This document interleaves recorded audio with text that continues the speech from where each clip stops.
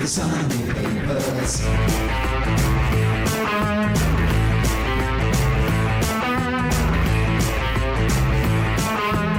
Let's talk your mind with the Sunday papers.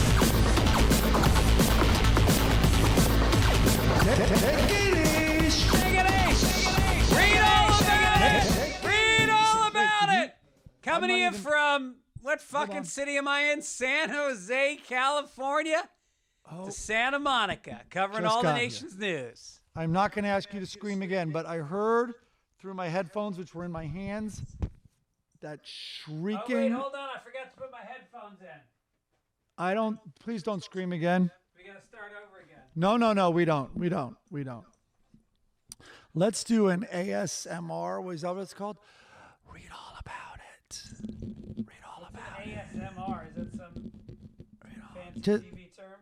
You're too old. You don't need to know. Meanwhile, I'm probably saying it wrong. But it's the sounds that people think are soothing, but really it's masturbatory. We're not talking about it, though. We've gotten dinged. Greg, you talk too much about masturbation. When? Last week? Nah, I'd say the last 55 years. Wait, are you saying our YouTube thing got dinged? There's a lot of feedback. There's a lot of feedback in the real world and online that you're a dirty birdie. Wait, what's the real world? Who are you talking to? Your dad's old friends in Florida again?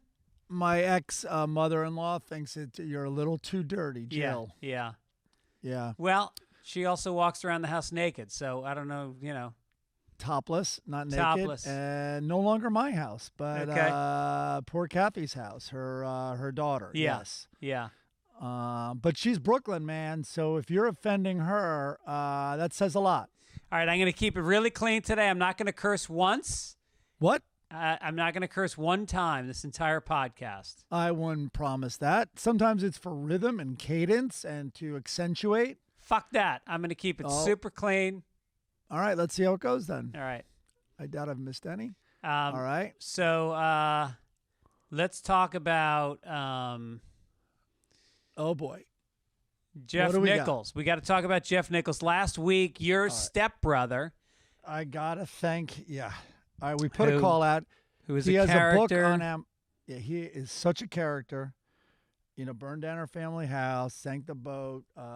There's more than that, by the way. But anyway, he's severely also learning disabled. And, one of my favorite stories, which should be a scene in a movie, is when they diagnosed him, because they were like, what's going on? And keep in mind, he's in his 50s, so ADD wasn't a very popular term back then. They just called you stupid.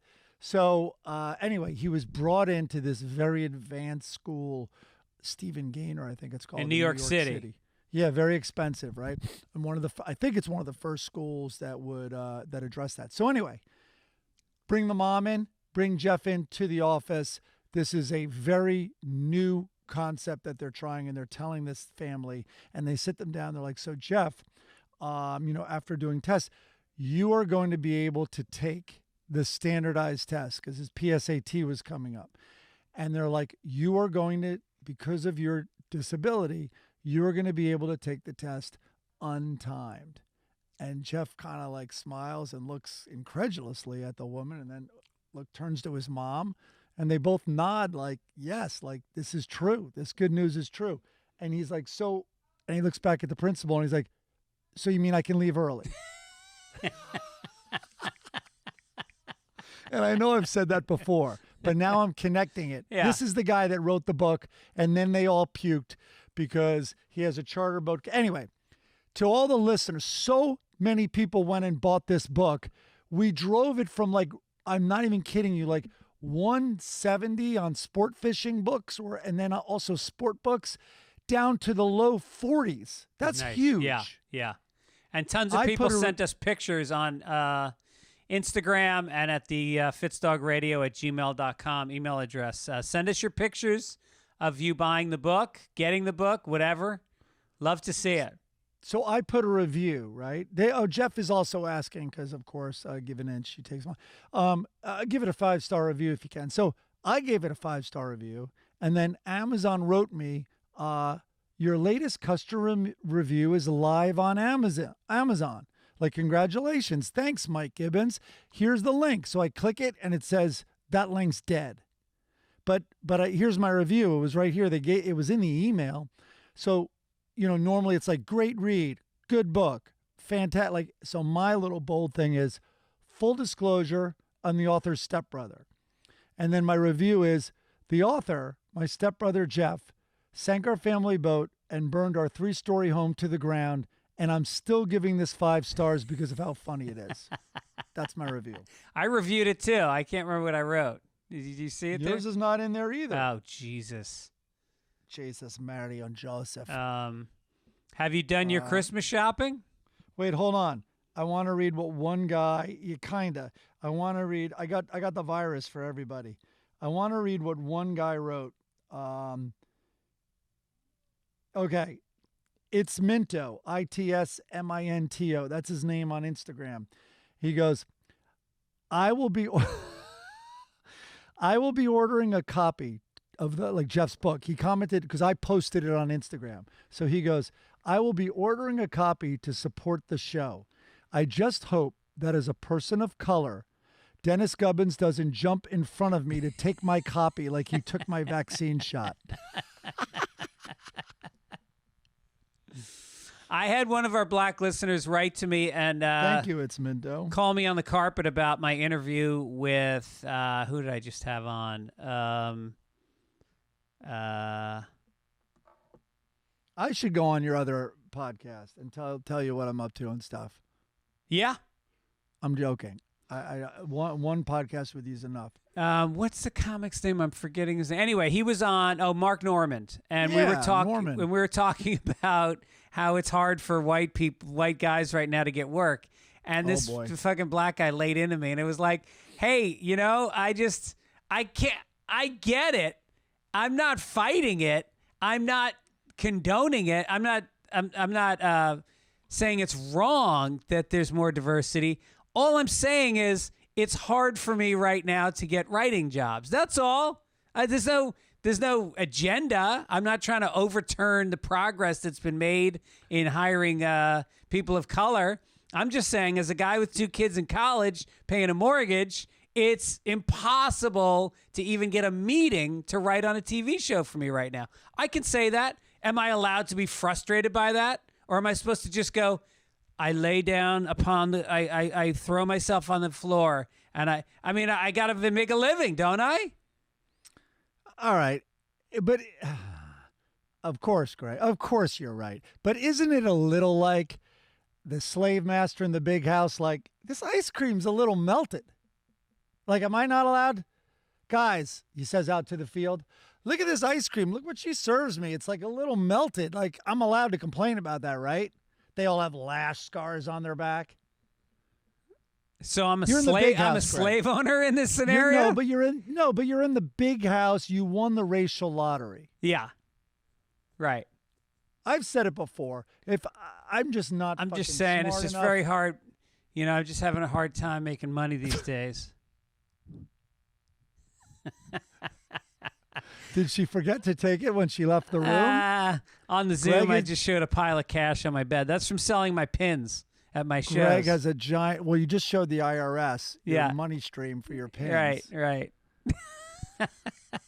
Oh man. But I've said anyway. Whatever. Let's move on from fortunate. You won the racial. I know. I mean, there's no way for me to talk about it that doesn't sound bad. I get it, and I celebrate the progress that's been made. I really do. I think it's wonderful. Yeah. I mean, the pendulum has swung too much the other way. I mean, you would think, here I go in the big house. You'd think whites were 4% of the population if you looked at like the Delta photos of people on the planes and not, I guess, straight white men, I guess you would think were like the tiniest fraction of the population. But listen, it had to overcorrect because it's never going to stick there. It has to go too far. We're coming back. Otherwise, it wouldn't go far enough. What is this about Chris North? He wrote something in the script. Oh, the white male rapist? Yeah, what's that allegedly? all about? Yeah. No, I just here's the thing. Mr. Big, his name is Chris Noth, I think, Noth. And I blame Sex in the City for these rapes. Hear me out. Wow.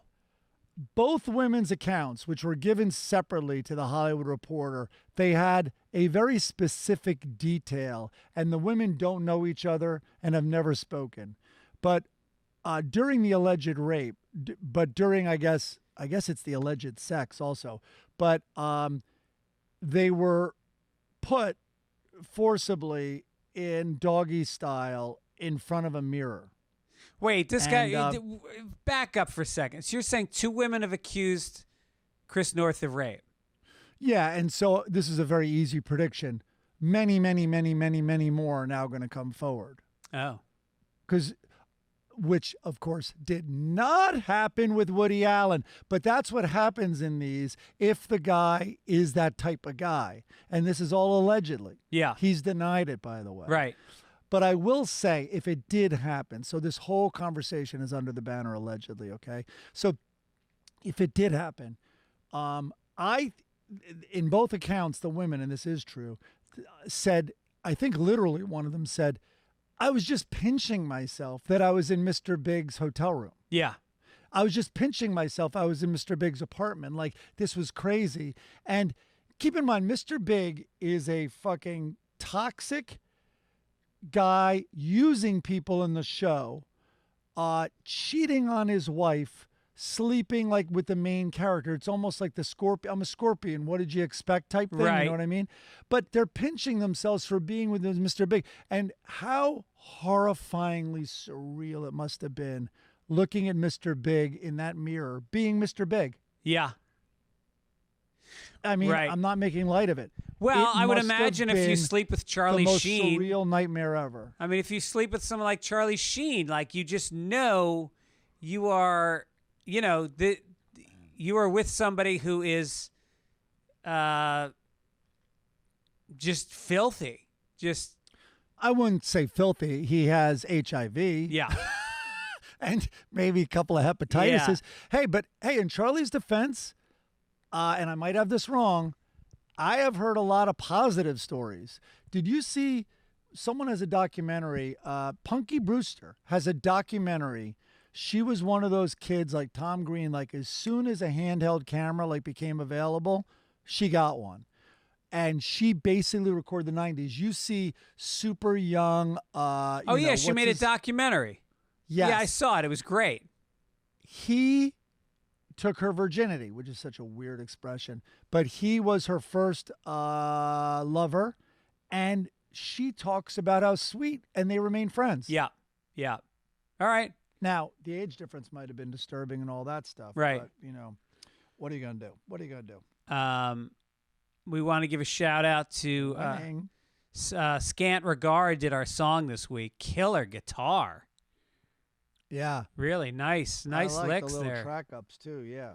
And then the logo reflects this battle of the bands that's going on right now. Kyle Spencer designed it between John Cabrera, Rob Dukes, and Tony Kakase, who are all they're in conversations right now about becoming a super band, like some of the great super bands, like the Traveling Wilburys, XYZ, and they're gonna make a Sunday Papers theme song that's gonna blow your dick off. Oh man, there's a curse word. Oh, I did it. All right, sorry, Jill. Yeah, all right. Well, we'll keep score. There's a tip jar. I think you've only done 2 or so. All right, so hey, on our YouTube page, or the whatever you want to call it, with our video last week, someone goes, "Is Gibbons still afraid of the virus?" Did you see that comment? No. So that's all it said, and like maybe an LOL or whatever. But like, so what does that mean? What? I guess I am, but define afraid of the virus. So it's funny they wrote that. So they wrote that on Sunday, but we recorded the podcast Saturday. So Saturday I pick up my daughter and she has COVID. So am I afraid of it? Yeah, my mom's in chemo and I really don't want to get it. Like, so anyway, I heard a really interesting report that that said, and I think it fairly characterized the extreme positions of the left and right. They're like, listen, both are kind of doing it wrong. The left, when it goes too far, is like living like they already have the virus. You know what I mean? Like they're quarantining. They're afraid to go out. They're screaming at people without the, like, and all that. And it's like too far. Like, it's, in other words, they're deprived. The reason you want to be safe is so you can live life. And they're already not living it, like in that approach. So I guess they are too terrified and all that. The right story is making fun of people who are like that. And if you do get vaccinated and you do wear your mask in certain times, like you've fallen prey to this conspiracy theory that has been pulled on us. You're a sheep. Yeah. Clearly there's some middle ground here. You know what I mean? Right. Well, So but anyway, that thing is you're falling prey to the media. I mean, the truth is, and I'm in middle America. I'm all over the country. I'm in San Jose right now. You know what? People wear masks at a reasonable amount. They come to the show. They're respectful afterwards. They're a little bit afraid of the virus, but they also are fucking tired of, the protocols. It's somewhere in the middle. I don't get people. I do jokes about COVID. Nobody yells out at me. There's no hostility. If it was the internet and I said the things I said on stage, I would get attacked by a million fucking lunatics. But that's just the people that are active on the internet. It doesn't reflect how most people are in this country. Most people are responsible, they're weary, and they're just living their fucking lives. Whatever. No, I'm kidding. The two most extreme, loudest people, they're the ones that are going to comment. You know what I mean? Right. Like those are the ones that are. And those are the ones we should ignore. We should ignore them. Yep. But we're not going to. So anyway, Sophie got through it. She quarantined. I don't think she thought she had the flu. And then I took a deep dive and I learned, because she remembered when she was first losing her sense of smell, but she thought it was because she was so congested. And, but the average day, this is not the new variant. This is the old school one. The average day you lose your sense of smell and or taste is day 5. So sometimes that can help you with the first day you feel symptoms and everything. They say to call that day 0. And then day 1 is your first full day of not feeling right or feeling like shit. And then day 5 is when the smell, and that she was right on that course. So anyway, she made it to 10 days and tested negative. Oh, did not test negative, but they say don't even bother to get tested. You can test positive from like weeks, months even after. So did she quarantine in her room when she got home? Quarantine in her room. Put the HEPA filter in there. She was very good about, she had her own bathroom over on that side of the apartment. She would put gloves on when she went to the kitchen. And then it was just the usual. We watched our own shows, isolated, and didn't communicate. Nice. Family so at the holidays. Turns out families have been quarantining in a way for years. Oh, yeah. My father was a really good quarantiner. He was way ahead of the pandemic. He would come home and he would go in his fucking room and he would chain smoke Viceroys and read the New York Post and pick his nose for hours alone in a room on a Barca lounger. What's Barker Lounger? Is that the brand name? I never. It's even like thought a to lazy question boy. it. It's a lazy boy. And the only way you knew Dad was home is he saw smoke oozing under the crack of his door in the den. All right, I'm gonna do it. Tad's either lit the house on fire or he's just having another good night. All right, I'm gonna go through this. Is what I'm gonna do every week. Kind of like I take little notes of things and I never remember to look at them. All right, my physical therapist, really good looking guy. I went in, whatever, my fucked up hip. And anyway, really good looking guy. And I'm kind of like, I wonder if he's gay, because I was getting Wonder some if you're vibes. gay. I have pretty good gaydar, right? At least I thought before this story. And I'm like, he might be, but he's a good looking guy. And he's kind of talking to me though about bro stuff. And he's like, hey, oh, you ski? Yeah, I was thinking about and we're just chatting a lot, but it was some vibe. Anyway, I go in there the next time and he wasn't available. And so they gave me this other physical therapist to do these sadistic stretches for me. And he was at the next table with this older woman. And he's like, so did you win the Adele lottery for Vegas? And I'm like, holy shit. He was gayer with her than he was with you. he was off the charts gay. It was like someone wrote him a script. Yeah, he had freedom to make Mike laugh. Right. We're going to put you, and it was about an exasperated conversation about the Adele lottery to get Vegas tickets, and how he's and how he's going out there to get with his roommates. Yeah. And they're all going to have a guys' weekend to see Adele. Oh boy, there is nothing funnier than gay guys being gay, and I know that that's not politically correct, but it's, gay guys are funny. They're fucking hilarious. There's a reason why we put them on TV shows, and you've got RuPaul's Drag Race, and the character on every sitcom that gets big laughs is the gay guy, Paul Lynn. It's funny, big, over the top. I miss it. You don't see enough of it anymore. Yeah, catty. They're dramatic. They talk shit. Melodramatic. Yeah, it's even more. Right. I don't have much else. I had a stoned thought, which is, so many of our dogs, I mean, like dachshunds, are pugs, and bulldogs, like the French bulldogs that just stay there. I had a picture, like, imagine I was like totally stoned alone. Like, if an alien all of a sudden came to my house, like, I think their first question would be like, what the fuck did you guys do to wolves? Yeah, right. Like, that's our number one question. Like, look at that fucking thing. It's shaped like a hot dog. Yeah. Was that just for kicks? Yeah, right. Or God. What if God came down and he goes, I gave you guys wolves. I gave you guys these big, beautiful fucking monsters. And did the gay guy? What did the gay guys do to the dogs? They were elegant. They could run so gracefully. Look at this. What do you call it? A French bulldog trying unsuccessful. It waddles to a couch and tries to jump on and falls on its back. It's almost like a turtle that you have to roll over once it's on its back. And it can't breathe. It snorts and has asthma. The French bulldogs literally die because their tracheas are too short because their heads are shrunken. And you keep inbreeding the firehouse dog with the spots on it. The thing is so fucking stupid. Yeah. There's a reason why the Queen has one of those dogs, because it's as inbred as the family is. Oh, they love their corgis, which are basically like fat Dalmatians. Yeah. Really fat, chunky Dalmatians. Yeah. All right, anyway. All right, there you go. A couple of notes. Get high, write some notes. That's the life, Mike. We had some corrections this week. Wendy O'Brien. One correction all week from you guys. Wow. I love it. Either we're getting sharp or you're getting lazy. I think, that's a toss-up. She said, correction for slacking co-host. McSorley's allowed women in the pub in 1970. Take it easy. Absolutely correct, Wendy O'Brien. She is correct. One thing she may not know, and I'm not correcting her, I'm adding to it, is they did allow women. It was by law. They were kind of sued. And I looked it up this week, and I went back and I read the story.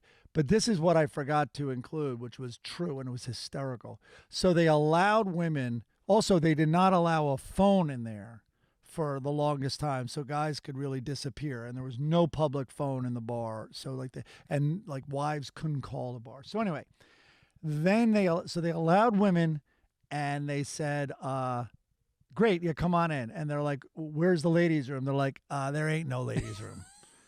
So there was that, and there was no doors. Remember the shitty bathroom in the back of McSorley's?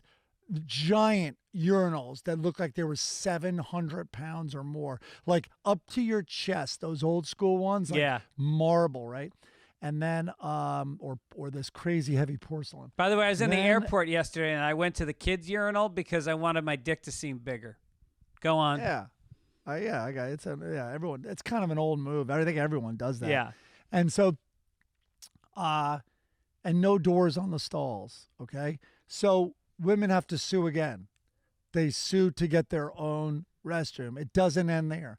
McSorley's makes one, I guess, out of some supply closet or whatever, but it's in the corner, and then they put an 8-top table in front of it.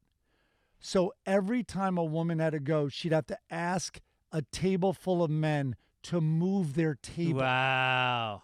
Yeah. Jesus. So that went on for a while. Yeah.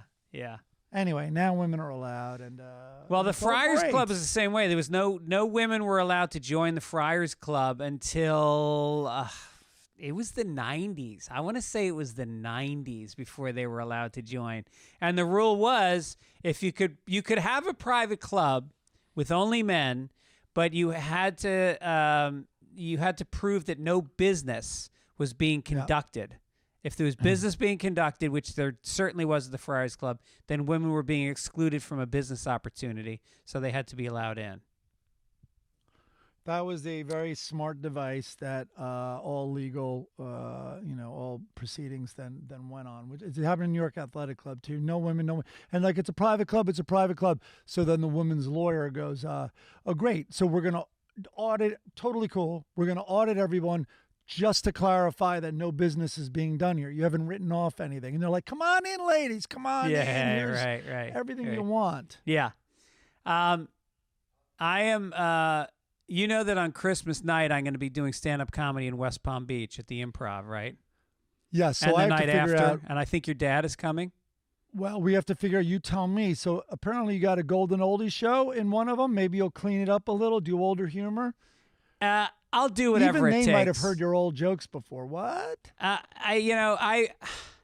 My mom said she doesn't want to come because she doesn't want to sit with my kids and watch me be dirty, which was kind of hurtful. But that's fine. You're getting this feedback a lot, aren't you? But I mean, look. My heroes are Bill Hicks and Sam Kinison and George Carlin. What am I? What am I? Fucking Seinfeld? It's not who I am. Those guys talked about their wives farting on their penis. It was one of my first jokes ever. You didn't even have a life. That's how creative you were. Anyway, other shows coming up. Bridgeport, Connecticut. I will be at the Stress Factory on December 30th and January 1st. New Brunswick, New Jersey Stress Factory for New Year's Eve. Come on down and celebrate the new year with me. Boston, Laugh Boston on January 13th through 15th. Portland, Helium on January 20 through 22. Lexington, Kentucky, February 24th through 26th. Also just added a whole bunch of dates for the spring. Go to fitzdog.com for tickets. Come out and see some live comedy and say hi. Also, we sold out of the large mugs. If you got one of those, you're one of the lucky few. Me and Mike did not even get any. Right. But we ordered a bunch. We reordered, and we got the smaller mugs because people complained that shipping was too much. The shipping on this smaller mug is much less. They're maroon, and they're 12 ounces, same logo. It's beautiful. Not too late to still get it for the holidays. Maroon or maybe it was is. Greg's choice. Talk about maroon, Greg. What's wrong with maroon? Maroon's a very cool don't fucking go color. negative. I was giving you an opportunity to go love positive. it. I think it looks really good, and everyone's what's seen your it, loves it. Why do you think it sucks? Like, what was that defensive thing? We had a chat before the show when you were a little negative about the maroon cup. Whoa! Secret time. What's going on here? Do you want You're not yours? supposed to say that. Do you want yours? I got a bunch shipped to me so that we could each have some. Speaking of secret time, so I have a secret to tell you that boy. I've kept from you. Oh boy. I have one of the original mugs. No, you don't. I do. How the fuck did you get it? I promised the listener I wouldn't talk about it.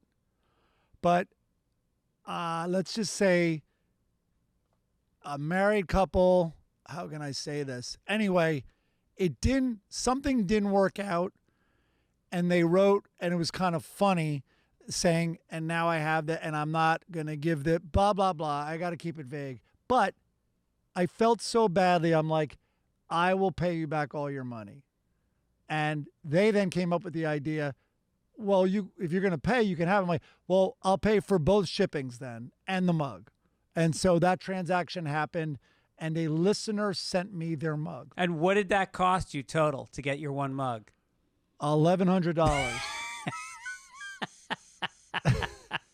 It was in Antarctica. And I'm stealing it next time I come over your apartment. Yes. So to tell you the truth, haven't even opened it. It came, they're shipped very well. The cardboard, they're wrapped in like tightly in cardboard. Yeah. The place knows what they're doing. Well, I'll tell you something, Mike. Last week I made a prediction. We were talking about the UFC fights, and I told you that Oliveira was going to win in an upset, and I should have bet with the house's money. So I went to MyBookie, which is our sponsor, but here's the deal. I signed up. I got $1,000. I put in an initial deposit of $1,000. They gave me another $1,000, and I have now made $600 in gambling. Why didn't I do that? Use promo code PAPERS. And when you go to MyBookie today and place your bets, it's insane not to just get free money. You can bet on the UFC. You can bet on football, basketball. Everything that's out there is available on MyBookie. It's a great site. It's actually mybookie.ag. But if you put it in MyBookie, it'll just pop up. I'm going to go to MyBookie. Can I bet how many NFL games are going to be canceled because the new strain? Oh, right. I know Cleveland got moved to Tuesday. And the Rams got moved to Tuesday. 20-plus cases. Yeah, I know. Jesus. This thing, all right. I think it would be really funny to play the games with the missing players and just see whose bench is deeper. It's also, talk about incentive to not get sick. Right. Like it's a survivor pool. Yep, exactly. I want to see the you need enough punter men to take the field also. I want to see the punter playing defensive linebacker. Okay, here it is. It's first down, and with his 80-yard field goal attempt, here he goes. It's the third one of the it's just field goal competition. Yeah, right. Also, holiday season, it's the scramble. If you haven't gotten gifts yet, I got a slam dunk for you. Mack Weldon has the most comfortable quality. They've got dude, the sweatshirt. How soft is that thing? They sent us some stuff. I'm telling you, I've been wearing this sweatshirt every day. It's a zip-up hoodie that's thick and soft, and it's the coolest maroon, Mike. I love it. I love maroon. It's a great color on you. They've got, pajama pants. They've got underwear. They've got all the stuff that if you're chilly and you want to look good, Mack Weldon is where you need to go. They've got a daily wear system that takes the hard work out of outfit planning with pieces designed to work together for any occasion. It's top-notch stuff. Best-selling bottoms. Dude, the Ace line, the warm knit collection, it's really, really cool. Yeah. Great gifts. Not too late. Get it in today. What's the other thing that they wanted me to mention? Well, the gift set. Oh, yeah, the gift set. One gift that holds many gifts inside. No one is doing better gift sets this holiday season than Mack Weldon. With limited edition color drops and a bevy of new releases, their holiday gift sets are the perfect present for any guy on your list. Okay, 20% off your first order. Visit MackWeldon.com. That's WELDON.com/papers. Enter promo code PAPERS. That's MackWeldon.com/papers. Promo code PAPERS for 20% off. Mack Weldon, get it right this holiday season. All right. All right, give me a crinkle, Mike. Give me a crinkle. I listen, we have choices. I have a New York Times in my hand and an LA Times. Now, the LA Times crinkle, it's not as heavy. It's a little vacuous and vapid. Yeah. It's not as rich. It's not as deep. New York Times, a little more gravity on the wrinkle. Which wrinkle should we start with? The New York Times is going to make your hands dirty. Yeah, do that one. Okay, here we go. Yeah. Because they get... And listen, you can hear the Pulitzers. Extra! Extra! Read all about it! Extra! Our girls in the news, Caitlyn Jenner. She'd been dining Friend at of the show. She's been dining at the Beverly Hills Hotel for decades, but the historic venue just ascended to the top of her shit list after an incident involving, of all things, distressed denim. Oh, boy. She railed against the restaurant on her Instagram story, writing, "Fuck your horrible service for not letting me have lunch that's not with..." ladylike. Right. For not letting me have lunch with this tiny rip in my jeans. Shame on you. Disgusting. I've been a patron for decades. No longer. In response, the hotel referred to his dress code. Quote, "At the Polo Lounge, we encourage you to dress for the occasion. So we ask that you refrain from wearing casual hats, ripped denim, crop tops, nightwear, swimwear, and men's sleeveless shirts." So is she transitioning again? This time into a 15-year-old girl from the 70s? What's with the ripped denim? Also, the Polo Lounge seemed to say, like, look what they're saying. We ask you to refrain from wearing casual hats, ripped denim, nightwear, men's sleeve. It's basically, it's a layup for her. It's like, hey, our rules basically just say don't dress like a dude. Like, what's so fucking hard for you? Right. You're the most famous non-dude in the world. You have transitioned, and you are given outfits from every major label. Everybody wants you to wear their shit, and you're wearing burned torn all your jeans. dude clothes. Yeah, I mean, seriously, torn jeans. What is that? What fucking look is torn jeans? it's a Kardashian. Keep in mind. That's the thing. Remember when she was on the cover? It's like, hey, listen, fine, you became a woman. Did you have to become an incredibly tacky woman? Right. Was that the only option? Yeah. But then look what family she's in. Does she have breast implants? I don't know. Oh, all right, here, I'll tell us. I don't think I've told this story. So I'm head writing the Alec Baldwin roast, Jesus. which would be a very different roast at this point. Anyway, did you hear they subpoenaed his phone? For what? They've been asking for his cell phone to find out more information. About Rust? About the shooting. Can't wait and to he's see it. refused, right? Now, that doesn't necessarily make him a bad guy. I wouldn't want someone to have my cell phone, you know what I mean? For many reasons, but just privacy. And he said, if you have a warrant, I'll do it. So they got a warrant, and they got his phone. Wow. I shouldn't say that. They have a warrant for his phone, and I don't know if it's been handed over yet. I wonder if he's going to call his daughter a piggy again. They're going to find that. Well, I wonder if he'll pull the American hero Tom Brady move. Oh, yeah, no. Oh, all the data's been professionally wiped. What? Why? Oh, I do that, I do that every 2 years. I Yeah. just wipe everything on my phone. Sorry it coincided with this Deflategate investigation. Yeah. Oh, Tom Brady. Fucking cheater. Jesus Christ. Anyway, whatever. So she sat next to me, and she had these animal print flip-flops with these big man's athlete foot. Not athlete's foot, but you know what I mean. She was, at one time she was a man. I don't even know if I'm allowed to say that. And she was the greatest athlete on the planet. And those feet don't age well from any like really major athlete. They're really beat up. So anyway, and in a crazy like short, it was like what are dresses called? It's like a pantsuit, but they're shorts. Culottes. So anyway, Culottes. it's this crazy outfit where she has boobs. I don't know if they're under her skin or not. I don't know if she stuffs her dress. I don't know.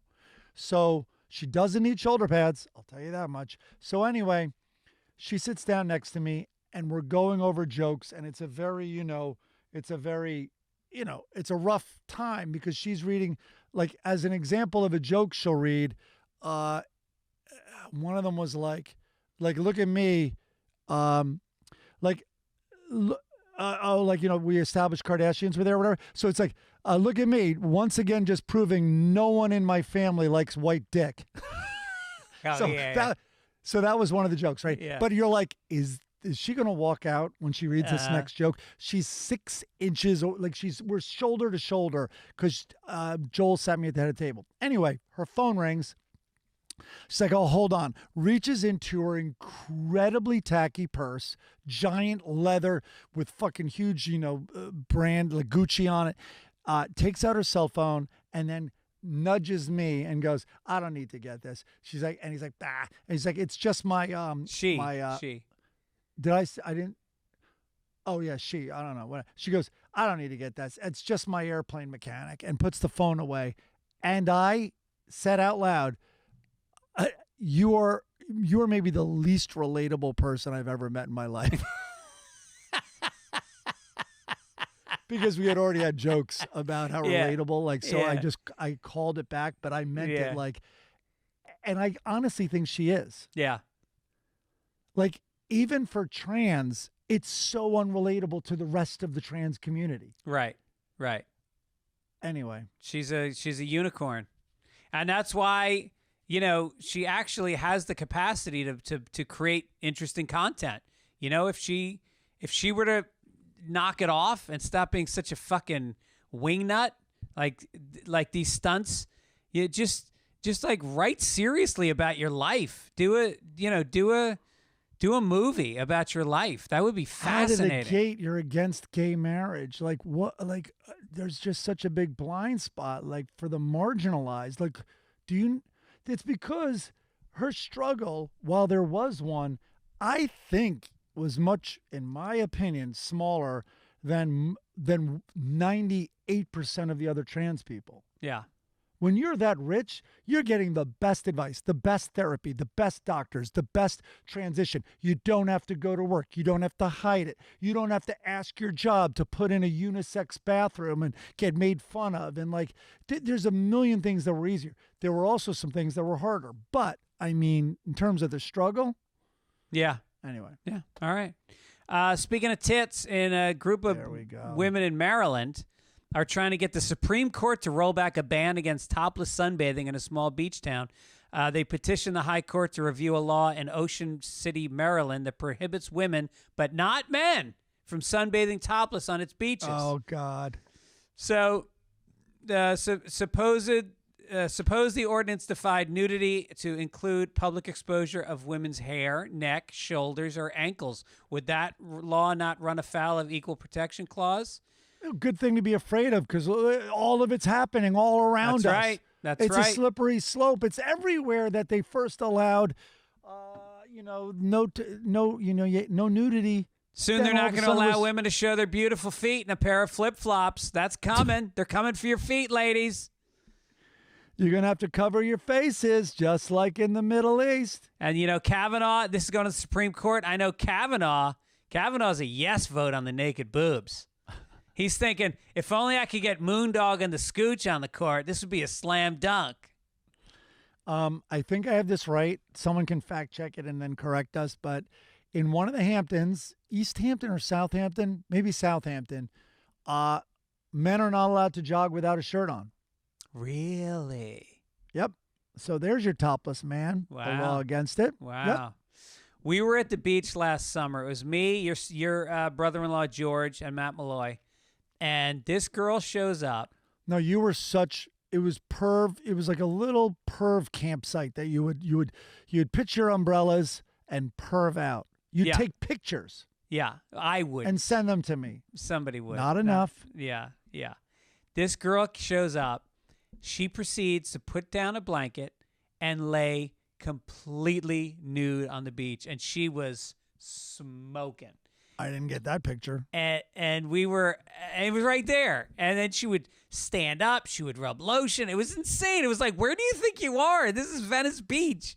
And it was a quiet day, so there weren't a ton of people. But then this guy shows up who looked like he just got sprung from jail. He was like an archetype. His hair was like gelled back. He had on like dance clothes. He looked like he'd been arrested fighting in a bar or a nightclub and spent a week and had just gotten out. And he started circling the girl, like walking right around her and staring at her. It was so fucking weird. And it's his wife. He's freaking out. And we did nothing. Surprise, honey. I'm out. I got out today. And look at you, you look whore. at you. So in Vegas, a man wearing a clown mask plowed a limousine through fences and gates at Las Vegas's McCarran International Airport last week with the goal of stealing a jet and to fly into Area 51 so he could see the extraterrestrials rumored to be held at the secretive military base. Quote, I have a fucking bomb. I'm going to blow this place up, he allegedly told aviation officials. When the police arrived, they stopped the vehicle as he was trying to steal the jet to see the aliens. He had a gasoline device and shotgun in his car. I think an hour earlier, he was at Carrot Top's show at the Luxor. All right, listen. What happens in Vegas stays in Vegas unless you put a clown mask on and drive a limousine through an international airport's fence to hijack a plane to go to see aliens. Yeah. That's not going to stay in Vegas. It just won't. There are limits. This sounds like they made The Hangover Part 5. That's how far they would have to push it in Hangover 5. Now, why the clown mask? Now, I have a feeling you're hijacking a plane. I don't think it's to elude the police. Is it to confuse the aliens?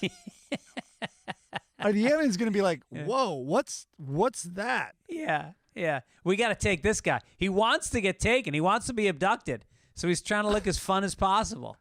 And maybe he wore it because, like, you know what? I could just plead like I went crazy, like I was off my meds or something, so I'll wear a clown mask. You don't need it, buddy. Your whole plan, everyone knows you're crazy. Yeah. You've achieved crazy. Yeah, you're gilding the lily here when you put the clown mask on. Yeah. A landlord in New Jersey was a real pervert. He agreed to pay $4.5 million in damages. A lot of money, okay. To resolve a lawsuit alleging he demanded sexual favors from tenants and applicants so they could keep or receive housing. Joseph Quintani, who owns hundreds of rental units in and around Elizabeth. All right, Elizabeth, so they weren't the best-looking tenants. Allegedly violated the Fair Housing Act by subjecting tenants and applicants to sexual harassment for 15 years. He would touch them, make sexual comments, and offer reduced rent in exchange for sexual favors. So wait, this is illegal? All of my landlords did this. Oh, no, you're not supposed to do that, Mike. I'm not the landlord, man. What if it's mutual? What if it's consensual? Yeah. Like, all right, listen, to move in, you're going to need first month, last month, security, and D's nuts in that mouth. Hey, now. Our first D's nuts. And that's in the contract. On Sunday papers, our first D's nuts. Yeah, I know. Why not? I guess it would make you a little less likely to call the landlord about a leaky pipe, when you know that his pipe is going to have to get leaky too. I mean, I just assume this happened all the time, and I don't know. I bet some of the tenants aren't complaining about it. I don't know, man. It's half off rent that month if you do something for the guy. Yeah. I mean, I guess it's horrible if you're against it, but what if you're for it? If you're for it, it sounds like a good plan, especially when you've got hundreds of units. I mean, that guy could stay busy. Also, wait, let me read this here. Well, it's subjecting tenants. So wait, what is it? He's exploiting them? He would take them to empty apartments, empty laundry rooms or storage rooms, and he'd ask for massages, demand oral sex, and force people to touch him sexually. If they submitted to his demands, he allowed them to move in or keep their housing. If they did not submit, he would refuse them to rent to them or evict them. So this guy was playing hardball. I think you erased. When I first read this story, there was something in there where the state had articulated that it was exploiting tenants who had fallen on financial times, and they're trying to avoid that. Well, so is high rent. Yeah. In other words, it's high rent no matter how you slice it. You're paying one way or the other. You're being exploited one way or the other. Wait, are you defending this guy? Well, I'm just saying, a lot of people are with someone because of the financial stability. A lot of people have made a deal with themselves that they will be with someone because there's also a financial benefit. Right? In life? Right. I bet this messed up. Listen, all the unwanted things, I'm not talking about those. But I bet this really messed up some arrangements that were copacetic. Yeah. Just saying. Yeah. All right. Maybe not just say. Oh, okay. All right. Let's talk about Indians. Let's move on to engines. Connecticut school board member was slugged in the face by an angry parent Tuesday night during a debate on the future of Glastonbury High School's Native American-inspired mascot. The dust-up between the parent and the board's secretary took place during a recess after tempers flared about the Glastonbury Tomahawks name, which was changed last year to the Glastonbury Guardians. The school's team logos were also switched from a tomahawk, which many found offensive, to a knight's helmet. Cell phone video recorded by bystanders showed Finochario, 53, confront the 57-year-old McFall, standing nose-to-nose with the former Marine Corps officer. When McFall gently pushed Finocchiaro away. Finocchiaro responded by punching McFall, who immediately dropped to the floor. He McFell. Finocchiaro had an advantage because A, he's Italian, and B, the other guy's name is McFall. I'd rather you curse and be dirty. I think they should have had to fight with like tomahawks wearing night helmets. And yeah, big headdresses. Yes, yes. Well, man, the guy made the mistake. When you have a maniac, he's dying for you to touch him. Yes. He wants that will officially be the first. By the way, in Texas, he could have shot him. That's right. He would have felt scared. He would have screamed something about, "I'm afraid for my life," and then shot him right through the head. Right. He would have stood his ground, as they say. Yeah. So I guess I don't know where's Glastonbury, Connecticut. I feel like It's right next to the Indian casino. Oh, it is. Okay. No, I'm joking. I don't know. I don't know.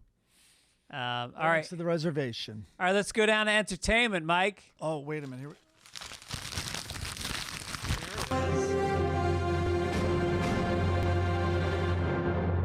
We talk about what we've been watching, and I have gotten into the show Sex Education. I heard it's really good. It's so good. It is. All right, I can't wait to watch it. It's high school kids in England, and just the characters are really interesting. It's a very, there's some really good acting, and it's sexy. It's sexy as hell. I have a lot to watch. All the movies. People should write in their top 3 movies of the year because, I don't know, is Gucci in there or whatever it is? Is it Gucci? What's the one? House of Gucci, right? House of Gucci, I think. Yeah. Anyway, and that Western one with Cumberbatch. So anyway, people should write in the top 3 because I have no idea. I haven't seen any movies Joaquin this Phoenix's year. movie. I haven't seen any of these. Yeah, I haven't seen shit. Okay, so you love the movie Sideways. Yeah, Owen thinks it's his favorite movie now. Sophie was home. We reached day 11, and we were free to be in the same room. We had dinner at home here, and she's like, let's watch a movie. She's like, I'll watch whatever you want to watch. I'm like, all right. You know what's oddly on my list? I haven't seen it since Sideways. We started watching. Here's how it went. 25 minutes in, I apologized for how slow it was, and I said, I think this gets a lot better. I remember it getting better. And then at 35 minutes, I turned to say, do you want it? And she was asleep. No shit. Yep. And I was like, let's move this along a little bit. Yeah, you guys, you must have been in a weird mood or something because that movie consistently is on people's top of their lists. This is as far as we got. They were about to go on the first date. Like they had the wine tasting. Yeah, right. They had already stopped at the mom's. They had already stopped to pick him up. So it's a road trip movie. Yeah, they're already there, and we'll see. But, and then I brought it up with our good buddy and actor Matt Malloy and his lovely wife Cass, and I brought that story up, and they're like, I was never a fan.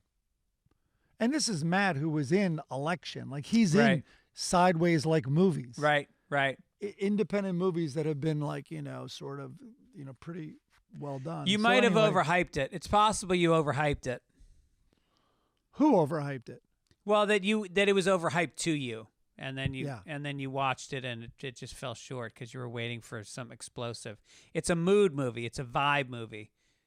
But I will say something like, what we talked about, then Matt and I talked about movies where, especially if you're watching it like with a younger person or someone who's never seen it before anyway, older movies are like, God, the pacing is so much slower. Yeah. But I'll say that movie Breaking Away, it's a tight, I think it's less than an hour and a half.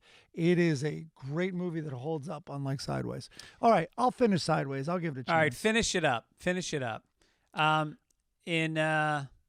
Billie Eilish has just spoken. Howard Stern's had some big crossover interviews this week. Big time. He had Billie Eilish and he had Neil Young. He had Neil Young, but really Ben Affleck. I mean, Yeah. these were all front page stories in entertainment sites and magazine. He's doing some good interviews. Yeah, he gets them to really speak candidly, as always. So Billie Eilish talked about an addiction to watching pornography that started at age 11 and gave her nightmares and messed her up when she started dating. Quote, I think porn is a disgrace. I used to watch a lot of porn, to be honest. I started watching porn when I was 11. I think it destroyed my brain, and I feel incredibly devastated that I was exposed to so much porn. And she found it violent and abusive. The first few times, I had sex, I was not saying no to things that were not good. It was because I thought that's what I was supposed to be attracted to. Now, I love when people talk this way. Anytime people talk this way, they're talking about anal. That's it. I mean, just say it. Just say anal. People always go like, wow, she's down for anything. If anybody says that, anal. That's it. Hey, honey, want to do something really crazy tonight? Come on, let's get crazy in the bedroom. Anal. I'm open to whatever. That you might as well just say it. Yeah. You want to try something new? Yeah. Oh, yes, I do. Yes. Say no more. Right. Like literally, say no more.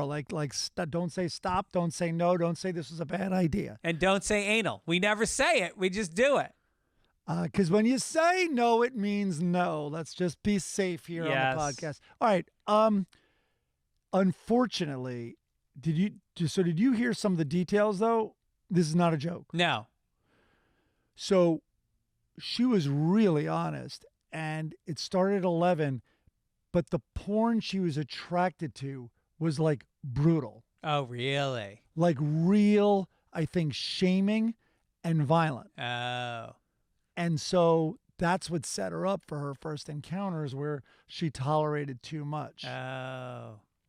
Yeah, and I think it's a form, and I'm probably wildly wrong with this, but I bet it's under the banner and related to, how like cutting is especially so popular with,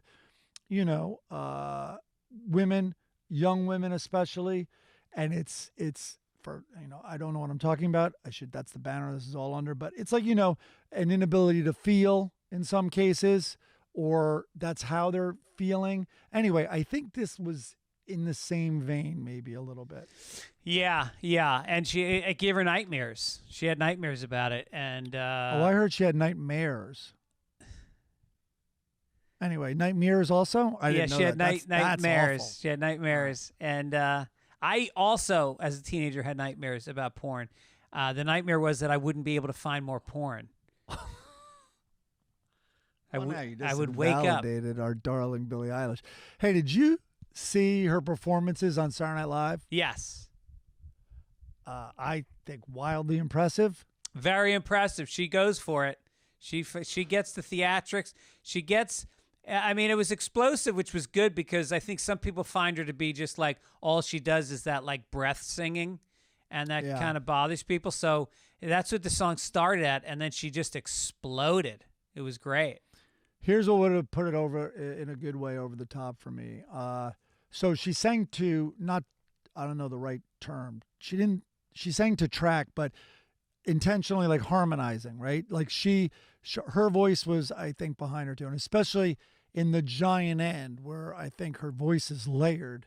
But I think they could have in her that big song. I think they could have, when she got to that huge part, it's a little cliche, but curtain drops, choir.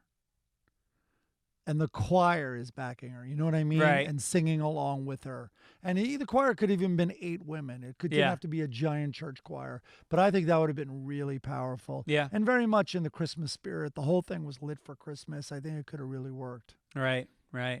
Well. Yeah, Billy. Should have called me first. Should have called him.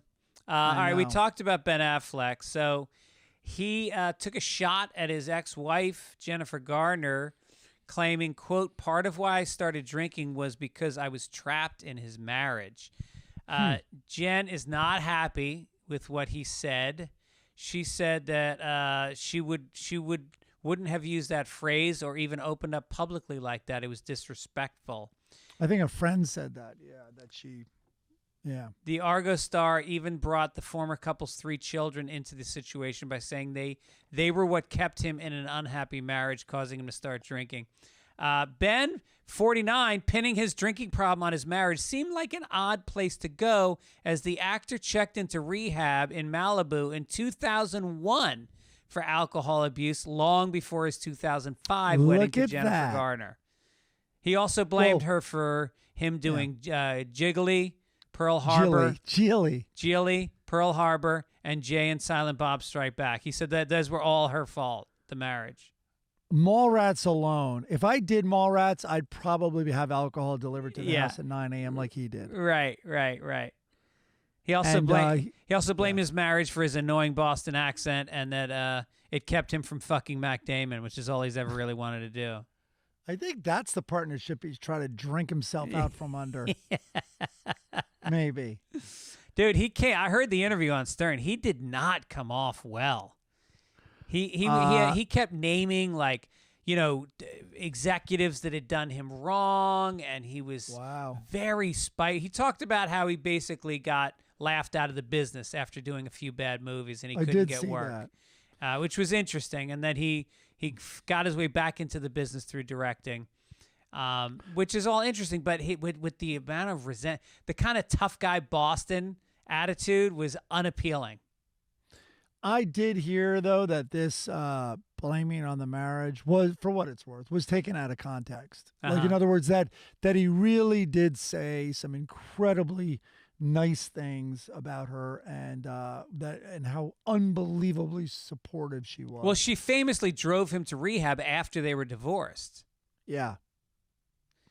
Yeah. But a publicist said, what would be a good look on you, Jen? Drive him. I know you don't want him. Just do it. Right. I'll make sure the story gets out. It's like, well, if I do that, I'd really want to keep it private. No. Yeah. Trust me, I'll have TMZ on the corner. You have to drive. It's out of the way. Right. We'll find an excuse. But on the way to Passages in Malibu, you got to drive by Robertson and Doheny. Yeah. Stop at In-N-Out Burger. We'll have some people on the inside. Yeah.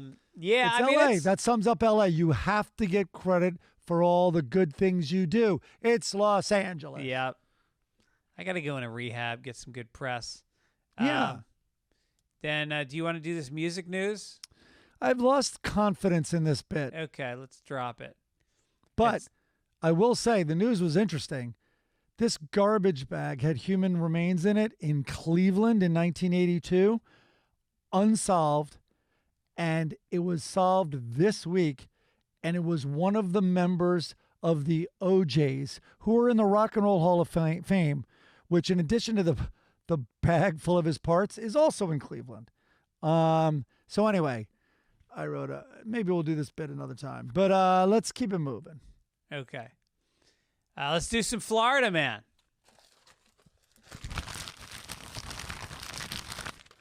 All right. Why don't you read it, Mike, just to make it seem like you contributed?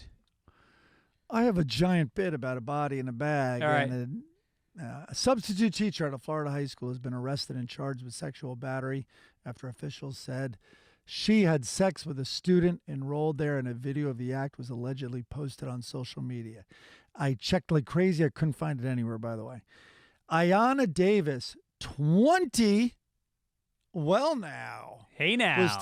Was taken into the custody on December 10th after a student told Lakeland Police Department.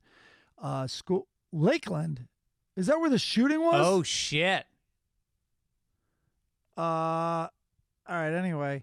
That a video, the officers were told that a video had been circulating on Snapchat showing Davis and a Lakeland High School student engaging in sex. The detective said Davis admitted she had, quote, unprotected sex with a student. I think she's missing the point when she's like, okay, it was unprotected. Like, that's what she puts the focus on. Yeah, right. She had unprotected sex with the student who's reported to be 16 years of age or younger. Hey now. And she had sex with him 4 times, twice at his house and twice at her house, and the account aligned with what the victim said happened. Substitute teachers usually aren't given much of a chance when they come in, and do a class. Yeah. It sounds like this 20-year-old Ayanna Davis was given a little bit of a chance when she came in. Yeah, they really embraced her. Well, yeah. And it's hard also for these subs to come in and catch up with whatever the teaching plan was. And it was really cool of the students to let her know, oh, it's sex ed week. We're doing sexual education every day this week. So stay focused on that. I think she kind of saw that kid in the class and kind of loosened up, maybe took off her bulletproof vest and showed a little skin under the helmet. All I know is that if you're in Florida and you get a 20-year-old female teacher, it's going down. It's Florida. Give me a fucking break. These kids were slashing the tires on their real teacher's car every morning to make sure that this substitute kept coming in. What is the bar of entry to be a substitute teacher? 20 means you're not even you haven't graduated college, right? Undergrad. Yeah. Or maybe you haven't even gone at all. That's amazing. Yeah. Who? Oh man, I think we're going to start hearing about. You always hear about student shootings. What about teacher shootings? I think those are going to start down there. Did you find any pictures of this woman?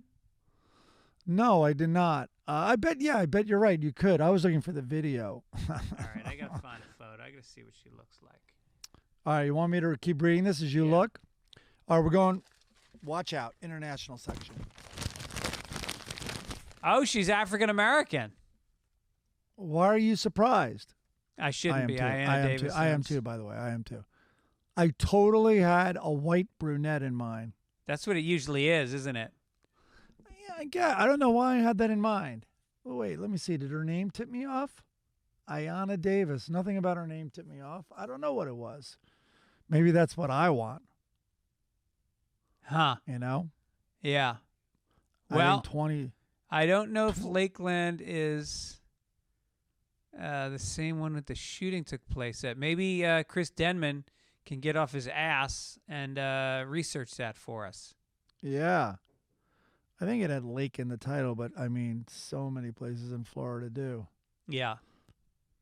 All right. Thank God you're done. Now I'll wait for Chris to write something in here. You're going to go because just the name of this first international story. Boy. Go ahead. Well, we've said farts. It says farts. Oh, farts. Okay. International. Farts. I already did the paper crackle. Oh, you did. Sorry, I'm a little distracted. I'm sorry. I love the fucking teacher sleeping with the student stories. It's like Zach's joke. You heard that guy died who was having sex with his teacher? He got high-fived to death. No, you and Zach love rape jokes. I get it. All right, here we go. Chris Denman is writing. Parkland is what you were thinking of. Oh, Parkland. Yeah, not Lakeland. Oh, Lakeland. It's Parkland. Right. Yeah, all right. Park, lake. These Thanks, rapes Chris. and violence are happening everywhere in Florida, no matter what land it is. Well, in the land of International.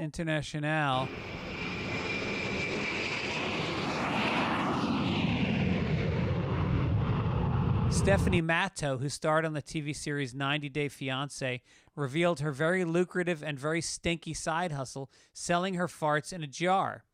I'm not picturing a sexy brunette for this one. I'm picturing a dirty blonde. The former reality star has posted multiple videos on TikTok about her fart sharing. Her first one has 6.6 million views. And she explains what she ingests to make the perfect containable, sellable fart. Beans, a protein muffin, yogurt. We really need to hear this. I think we could guess. Hard-boiled eggs. She loves to read while waiting for those farts to develop before unleashing them into a jar. She adds a couple flower petals to really attach the scent, which apparently is strongest in the first couple days. And then she drops a note in the jar as well. I assume she ships to Germany? All right. You're going to get a jar with rose petals in it. There's not going to be a fart smell in that thing. Huh? I had me and Bill Burr and Al Madrigal had an idea, and we worked on it for 2 years to start a comedy website, and we got the URL fartjar.com. And we were going to have it house. We were going to just have comedians load videos on it. People do their podcasts on it. And so Fart Jar was a real thing. People would fart in jars, and it really does hold the smell for a while. You know, listeners are going there to that domain name right now. Do you guys still own it? Maybe Stephanie Matto bought it. I think Al bought it, so I don't know if he still has it. Those guys ended up starting a special thing. Is that what it's called? All Things Comedy? All Things Comedy. Yeah, they did that. ATC. So, all right. I don't think has made it to air. But when we did the Tosh.0 pilot, we ended the pilot with Cake Fart Girl. So Cake Fart Girl was a thing we found. And by we, I mean me. So there was a woman who would make cakes with a nice icing layer on top, and then naked she would sit on them. You didn't see any nudity though, I don't think. Somehow like she would maybe hold her breast or something, and you'd see her from the side. But oh no, maybe there was tremendous amount of nudity now I'm thinking about. But she would sit on the cakes and fart. Nice. So the end of the episode was, well, congratulations on our first show. We did it. And then I tried to fly in Cake Fart Girl, and we were going to wheel out the cake, and she was going to fart on it.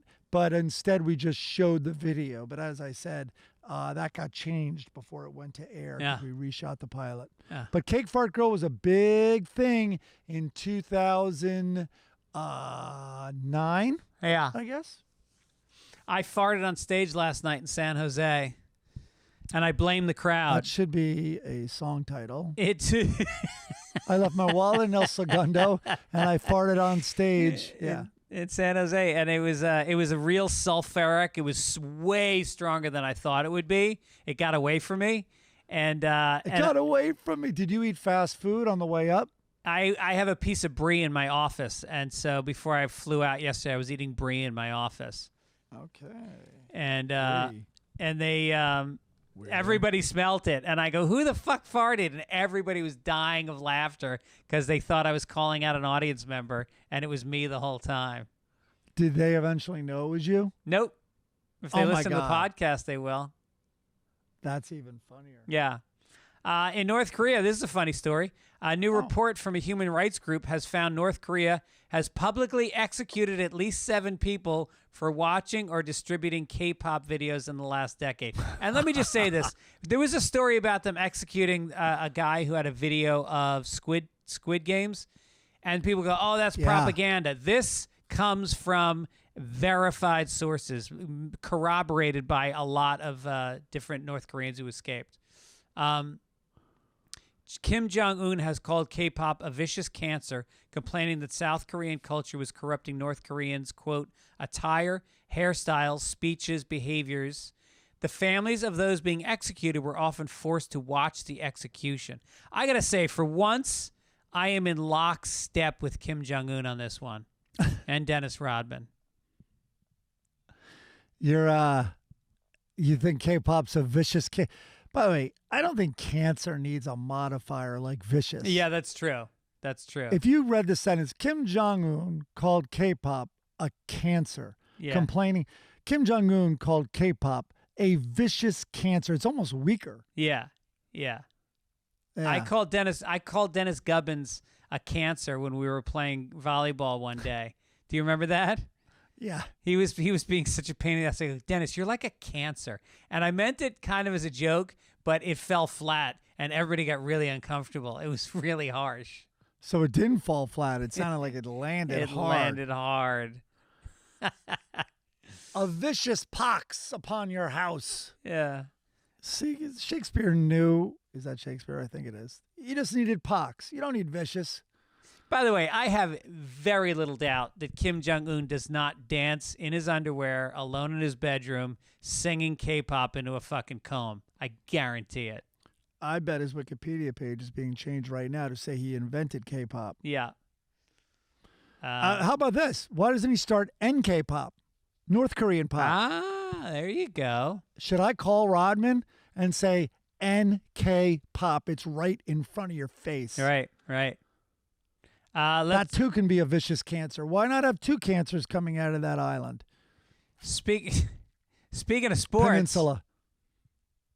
Yes. Oh, here. We're going to do sports. I'm going to wrinkle. I'm a little weird. I'm going to wrinkle the business section for sports. Oh, boy. There it is. Okay.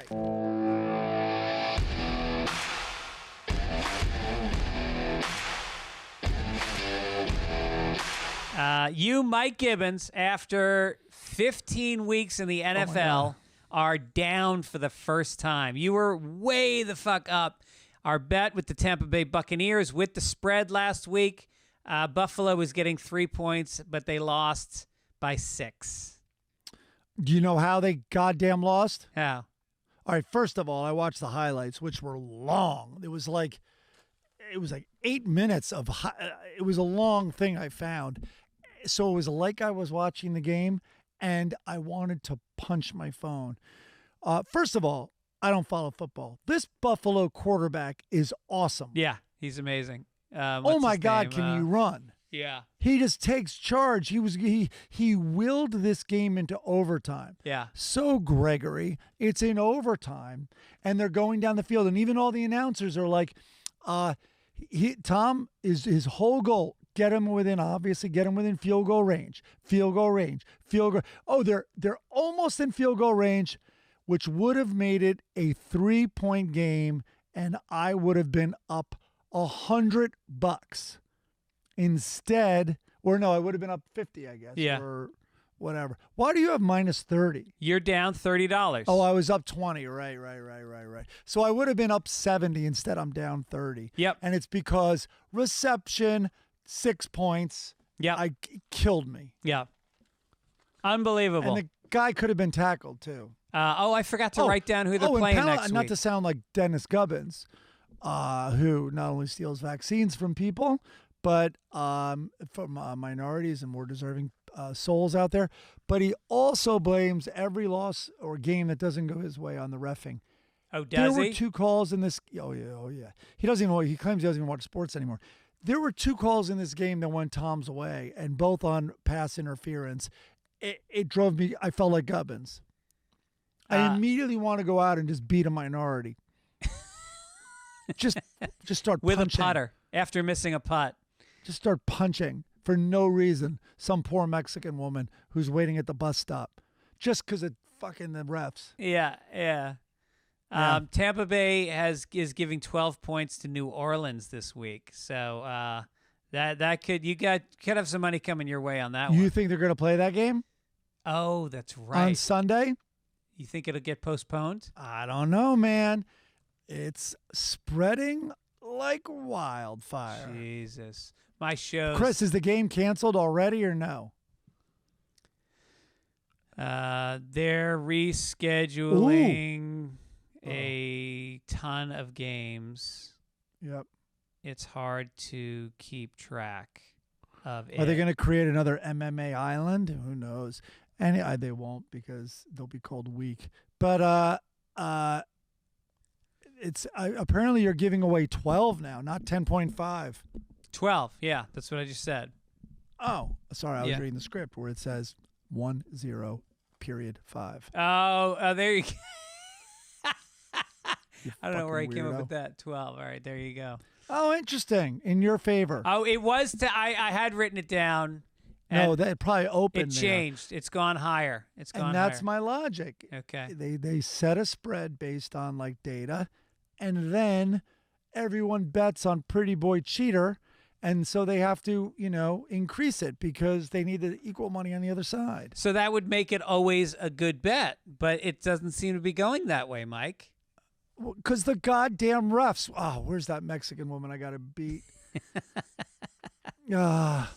Let's do some science. You got it.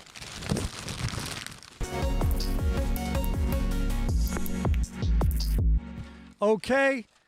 A mother gave birth to, you ready for the name? A Tesla baby this week while driving on autopilot. Keating's Sherry was driving a Tesla, which comes with autopilot, allowing him to focus on delivering his daughter as his wife was in labor. His wife's contractions were a minute apart as they sat in rush hour traffic.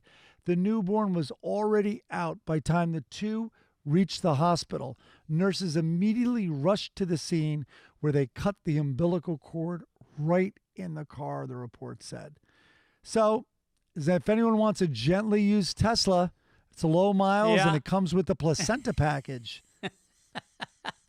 Dirt cheap. Yeah. Red leather seats.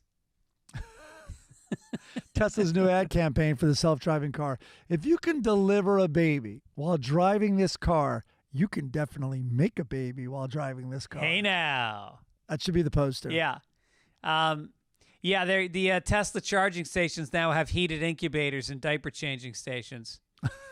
That is definitely going to be a douchey baby. If you're born in a Tesla, a self-driving Tesla. Yeah. Yeah. I think you're right. How were you born? What hospital? I was found floating down a river in a little straw basket. Oh. Yes. I don't like bragging about it. It's a weird brag, obviously. Well, it's a humble brag because, it was like not a great basket, but I was kind of revered, to say the least. Yeah. And I led people out of the desert and stuff. Yeah. It's it's so cool that you don't bring that up, that you just kind of live a life of a guy who's, just kind of a struggling, divorced, single guy. Well, I identify as that now. Right. And so no one can question it. Yeah. We already did the business section. Oh no, let's skip business. No, I just crankled up, but do we want to do this? What is Let's this go to story? this day in history. All right, here we go. Hold on, wait. I found it. Here it is.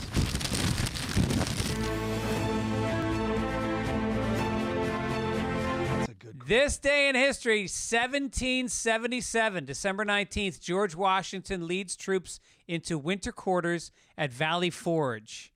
As the commander of the Continental Army, the future first president leads his beleaguered troops in. Things could hardly have been bleaker for Washington.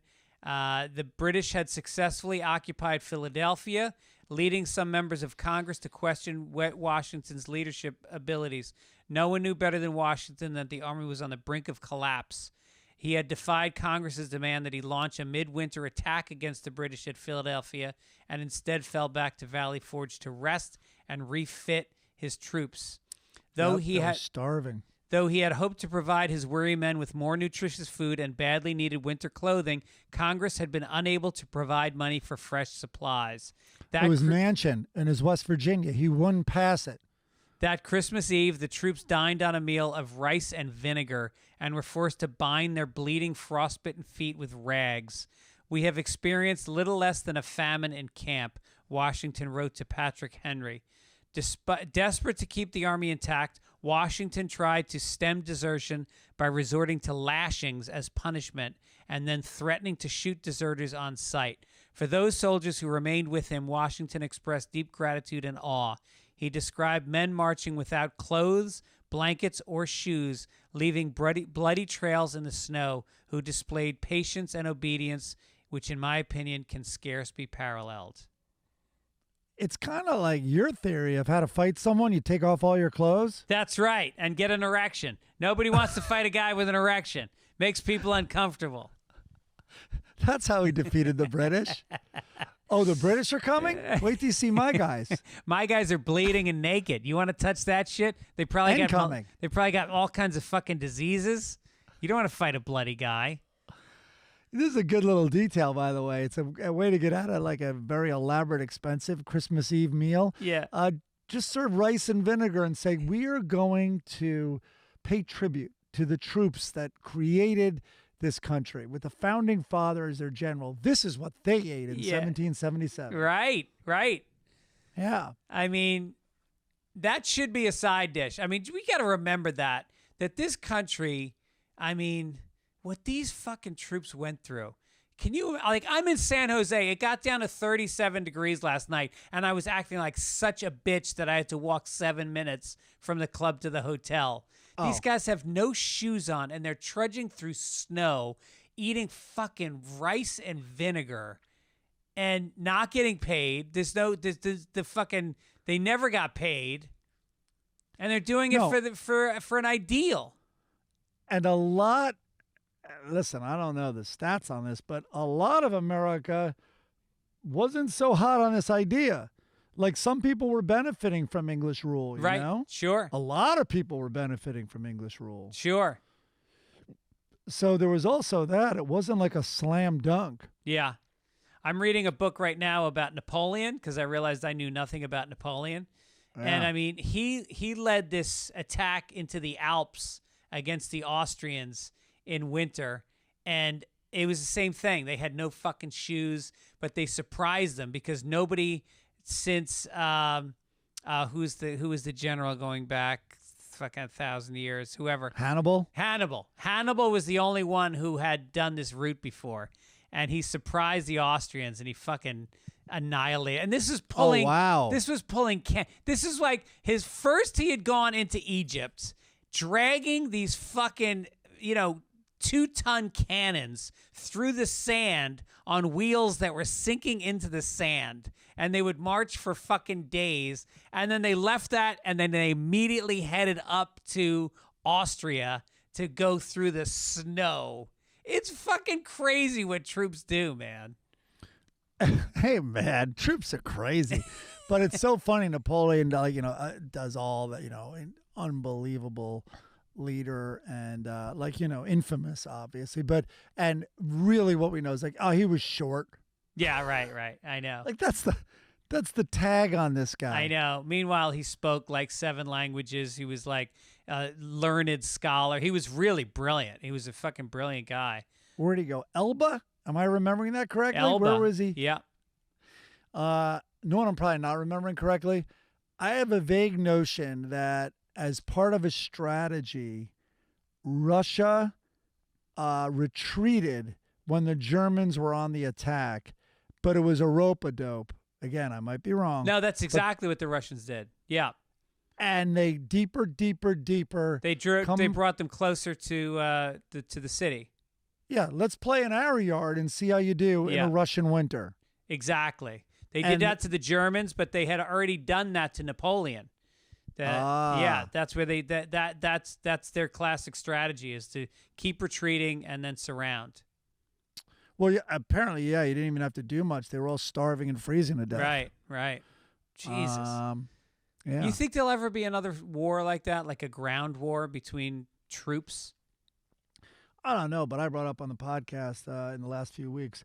Imagine a draft in this selfish country at this point where it's me. Right. Are you kidding me? Yeah. No one.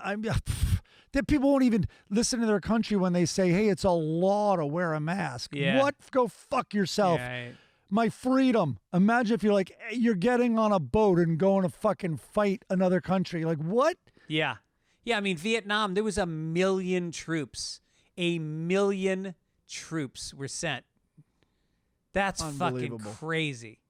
No, every neighborhood lost kids. Yeah, right. I mean, my dad and uncle would talk about the Bronx was decimated. Yeah.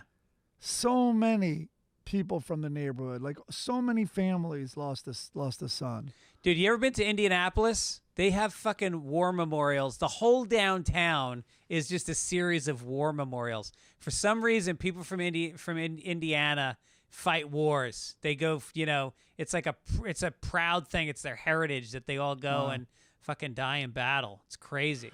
Trump's town, not one memorial. Yeah, right. They have a memorial to like Bone Spurs, I think. Yeah. Because they lost a couple of precious days or weeks to some of the local boys, some of their sons, their native sons who got bone spurs. Yeah, they couldn't get a caddy. They had to carry their own bag for 2 years. Yep. Let's do some letters to the editor. Oh, wait. Let me get that section. It's right. Hold on. There it is.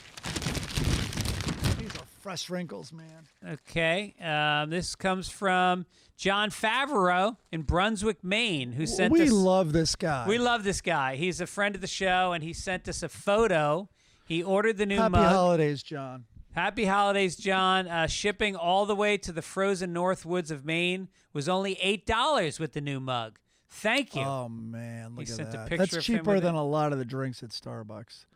And then David Goldfarb said, since you said you were playing some shows at the Palm Beach Improv, I decided to buy my mom a couple tickets for your Here we go. This is what I was talking Right. about. Go ahead. for your Sunday, December 26th show, since she lives in Boca Raton and loves comedy.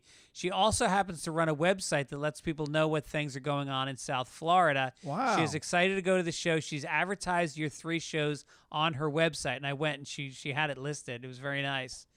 So Does she also write about 20-year-old teachers raping the students? That's in Florida, too. That's Yeah. what's going on in I know. Florida. We got to start using her as a resource for Florida, man. I like that. I think we should. All right, so I'm going to have to be very clean. That's going to be my clean show, the 26th.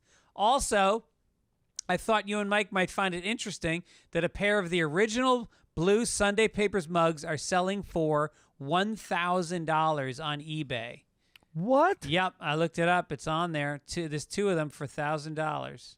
Are you? It's a discontinued color blue rare exclamation point. What? Wait a minute. That's crazy. Why should they make more on 2 cups than we're making on all the ones we're selling? Yeah. What if we signed it? Ooh, that's a nice idea. And filled it with but- coffee before we shipped it. That's really funny, by the way. It's $1,000 on eBay, but signed $250. That's like that thing with the contest. The winner gets 2 nights in Atlantic City. Second place, 3 nights in Atlantic City. Yeah. Then this one comes from Yvonne Kelly.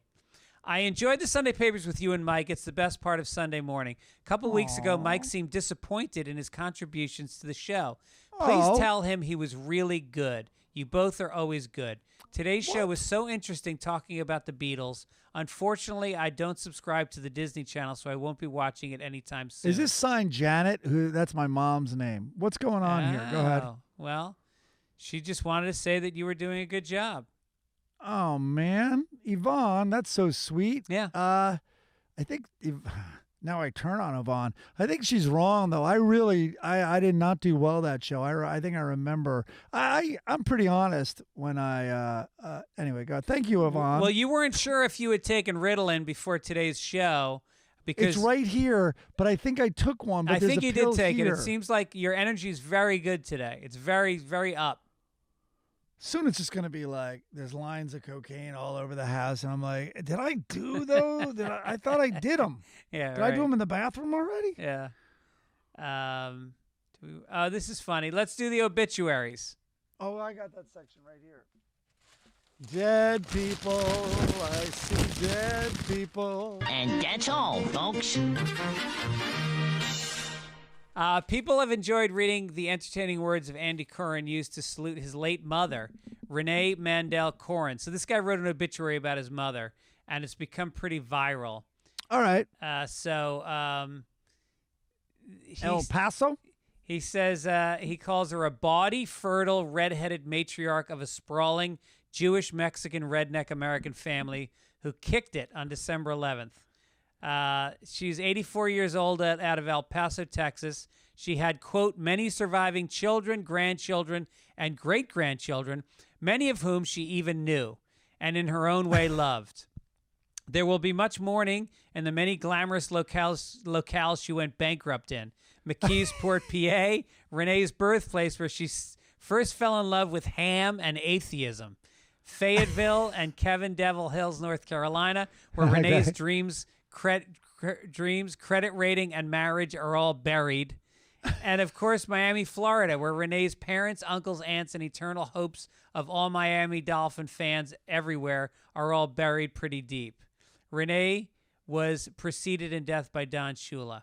Among the accomplishments credited to Renee were in the 1980s, she ranked 11th or 12th among female cribbage players in the U.S. Oh. She came up with the name of the gas company Sunoco. Really? In the 60s, she had an affair with Larry King. Wait, that's a rich, full life. Here's what Renee was great at: dyeing her red roots, weekly manicures, dirty jokes, pure fishing, rolling joints, and buying dirty magazines. She said she read them for the articles, but filthy free speech was really Renee's thing. Hers was her bawdy, rowdy life lived large, broke, and loud. So the only unbelievable part here is the weekly manicures. Usually, if you're a pure fisher person, yeah, there's not weekly manicures. No. Yeah. Pure fishing usually goes along with alcoholism and being an illegal immigrant. And the dirty magazines and the rolling joints and the dirty jokes. Yeah. A lot of this is spot on. Yeah. So Andy who was referred to himself as Renee's favorite son, the gay one who writes catty obituaries in his spare time, noted that a very disrespectful and totally non-denominational memorial will be held most likely at a bowling alley in May of next year. He should, I like that. Yeah, he should videotape the funeral. I think she's got a lot of fans now. Yeah, no doubt. Battle axe. All right, let's do the Sunday funnies. Oh, right here. They're right. Why don't I just hold the paper in my hand? All right. Oh, that wasn't a great wrinkle. Okay. We got a note from somebody. Hello, men. I thought you should know you've been beaten. The current leader in uttering the most overused, time-crushing, mind-numbing podcast idiom of all time, by the way, I know. quote, by the way, is attorney Mark Gregaros from Reasonable Doubt with Adam Carolla. You simply can't let a paragraph get past his lips without saying it. You're going to have to step up your game. Is that a reference to you or me? Who says by the way? BT Dubs, I say it way too much. By the way. All right. Yep. It's my way of it's almost like I think a tick of starting my digression. Yeah. You know, an ADD thing comes in, but I at least have the courtesy to give you a little warning shot. So I think it's nice to have a little colloquialism that you tee up your stuff with. People look forward to it. Yeah, I mean, I could go with it. Get this. Yeah. My turn. Me. No, what else could you do? You know what? Ever notice? I'll just try to vary it up a little bit. By the by. Incidentally. What is by the by? All right, so the first comic we're going to look at, sorry, mine didn't show up in the document. Hagar the Horrible. Oh. There's a castle in the background. In the foreground, you've got three of Hagar's men carrying loot. And one of them says, "Where's Hagar?" And then the dopey guy goes, "He went back inside. He forgot to look under the cushions." And then there's a frame that they forgot to put in where Hagar is raping the queen of the castle. Has a cushion over her face. Yeah. Yeah. Yeah. There's no doubt. There's some subtext to that one. He went back inside. Leroy Lockhorn is sitting in the doctor's office, and the doctor is reading him his report, and he says, "You may be young at heart, but you're not so young at liver." All right. Little wordplay. Not their strongest. No, not their best. Right. There's another one in the Sunday one. Loretta says to Leroy, "Actually, Leroy, the squeaky wheel gets on people's nerves." I'm a big agreeer with that one. Oh, yeah. It's called a Karen. I mean, anybody can anybody can complain a lot, and yes, you will get more things, but you're fucking ruining life for everybody else. Clearly, I mean, of course, this observation has been made, but you know who complains the least in this country now? Who? Karens. You can't be if your name's Karen, you're like you can't ask for a manager now. Yeah. Who wants to see the manager? It's Karen. Yeah, once you call customer service, that's why they ask you at customer service, "Hi, who am I speaking to?" And if you say Karen, they just know, all right, we're not helping this person. Yeah. Yes. Hi. Who am I speaking with? Not Karen. Okay, not Karen. Is that your full name? Yes. First name, not. Yeah. Last name, Karen. Yeah. Does that bring us to Family Circus? Family Circus. Okay, I just pasted this in here an hour and 38 minutes ago. Okay. I don't even see the picture. All right. There's a picture, and it's the mom in the living room picking up a bunch of crap, and there's a baby on the floor with like a ripped envelope, and then the little girl's talking to the mommy. But now in the background is a little boy coming down the stairs. Is he going shh? Is that his gesture? Yeah, he's shushing. So he's shushing coming down the stairs, and in the way background, boy, this is like a Orson Welles framing. In the far background, you see the dad, like in another room, and the shitty little redheaded son is back there looking in the room. Anyway, the daughter is talking to the mom in the foreground, saying, "Know what, mommy? Daddy's in the bedroom closet copying down your sizes." I don't get that. I'm searching. There's no Christmas tree, right? Well, oh wait, hold on. If you look, there's a sliver of Christmas cards on the mantle. Do you see them? Yes. So now it makes sense. So they just outed the dad for he has no idea what sizes she wears. Go ahead, Greg. You're good at guessing bust sizes. What do you think she's rocking there? You see the little line across her? She is a 34D cup. D. Yeah, she's wow. a D. Oh, yeah, she's a D. She may even be a 36D.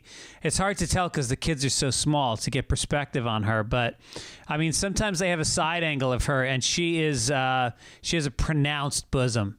I mean, if you look at the baby's head by her knee, it's about the size of that left boob. Yep. So he's writing down the sizes because it's, boy, let me tell you something, Mr. Keene. Put a fucking Christmas tree in the shot so we don't have to search for your meaning here. Right. Put a Santa hat on the mom. Something. Yeah. All right. What a piece of garbage. All right. Blondie is in bed with Dagwood, which is always a red flag to me when he's faced away from her. He's in his donut fucking pajamas with a goddess 6 inches away, and she's got to get his attention. She goes, "Honey, I hear a noise downstairs," and he does nothing. Yeah, nothing. He probably just says, "Just don't spoon me. Can you be quiet and don't spoon me?" Yeah, your breasts are pushing into my back. Stop. Yeah. She goes, "There, I heard it again." And he does nothing again. Then she goes, "Dagwood, you have to get up and do something about it." So fuckface gets out of bed. His woman could be raped. His fucking children could be killed. Right. And he stands at the top of the stairs and he goes, "Stop making noise down there. Just get another man in that fucking house." I pray to God she's at least having an affair with Herb across the alley. I thought he was going to get earplugs. Same thing. I mean, what kind of a man, first of all, wears donut pajamas? But you know what happens if you go downstairs? You know what happens when you grab a baseball bat and you do a lap downstairs? You come upstairs and your woman fucking sucks your dick. That's what happens. Sorry, Jill. Greg, I've said this 100 times. This was the setup, especially that you needed. She's like, "There's something downstairs. There's something downstairs. Can you please go downstairs and check it? I'm going to call 911. Blondie calls 911, and she takes the revolver out of the drawer. And she goes, he doesn't even take the revolver because he doesn't believe there's anything downstairs because there hasn't been a sound. But he's like, "Oh, shit, I'll go check it out." And on 911, she makes sure they hear, "Someone's broken into our house. Our husband went downstairs to check. Someone's in our house. Someone's in our house." Blondie goes to the top of the stairs, and then she goes, "The person's coming up the stairs. The person's coming up the stairs." And then she shoots Dagwood right in the fucking head. And now she lives her life. That doesn't even go to trial. Right. They have the whole recording. Yeah. It's a layup. It's the easiest thing ever. And imagine her on the stand with that, her hair glows, her eyes beam fucking joy and truth. There's no jury that would send her anywhere. She should shoot right in between the donuts. One fucking bullet in between every donut on his pajamas. She was like, I was fearing, look at me. I was fearing for my tits. Yeah. They get through that first line of defense downstairs. What do you think's going to happen in that bed? Also, Greg can tell you. Bring in character witnesses that can talk about Dagwood to this jury and what a fucking loathsome, lazy, unappreciative piece of shit he's been their entire marriage. They'd be like, I don't care if she killed him. Let her out. Also, they would have been like, of course she didn't think it was him coming up the stairs. He totally would have gone to the fridge for about 20 minutes when he was down there. Yeah. Anyway, write it up, Mike, and let's send it in. Let's see if they'll print it. I'm telling you. All right. I know. You're right. I will. All right. That's what I'll write this week. All right. Listen, people, thanks for joining us. I've had a lot of fun. I'm going to be doing some dates. I hope to see you on tour. I mean, this is it. This is like, what's next? Is next Saturday Christmas? Next Saturday is the day after. Yeah, next Saturday is Christmas. Look at us. So we got to decide, about... are we doing a show on the day after Christmas? Well, first of all, Merry Christmas to everybody. Yes. This is it. We should have opened the show with that. Yeah. Because next Sunday is the 26th. I am looking up right now if we're doing a show or not. That would be our first. Boy, oh boy, do we want to do one during the week? We could. I'm trying to see if we have some ads we have to do. We have no ads. I think we should take our first week off ever.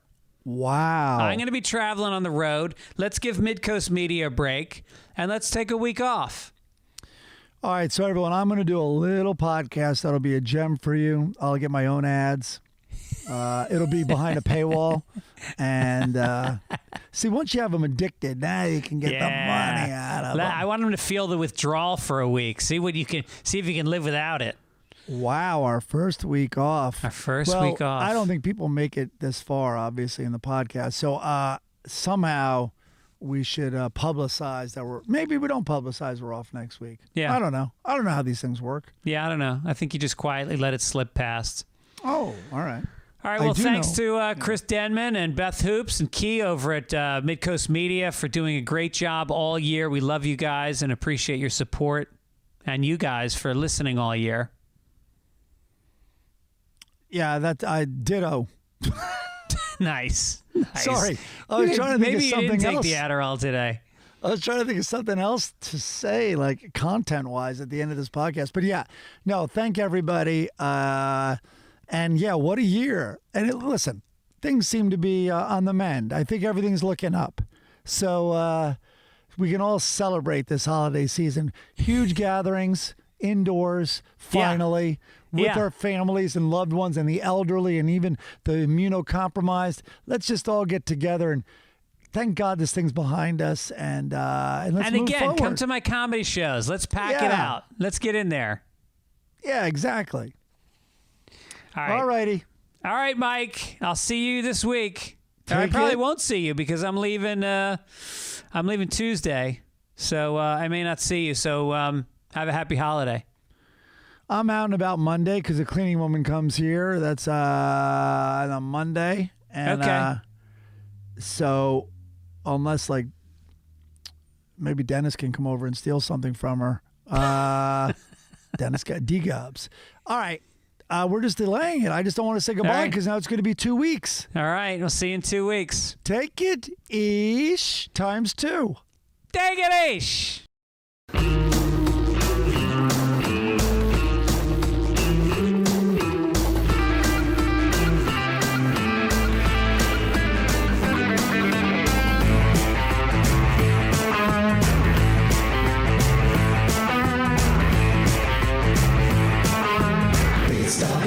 The Sunday papers.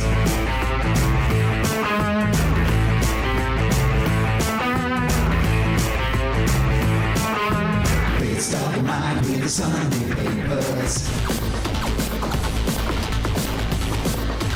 Take it ish. Take it ish. Take it ish. Take it ish. Take it ish. Take it ish. With the Sunday papers.